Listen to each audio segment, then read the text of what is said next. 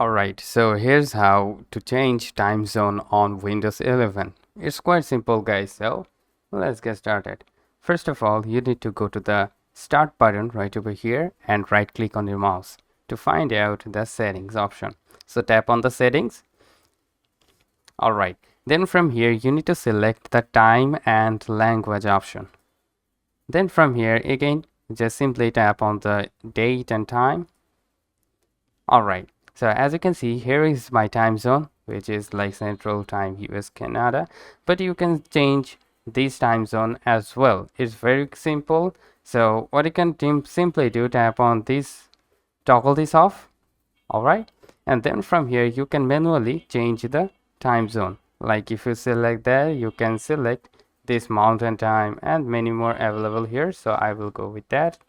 So like this you can simply change the time zone. But if you just want to change it automatically, like if you want to synchronize with the internet that you are using, then simply go with this sync now button. Then you can also change your region from here. Just tap on that and you can change it like if you want. Like here is another countries, you can select from here.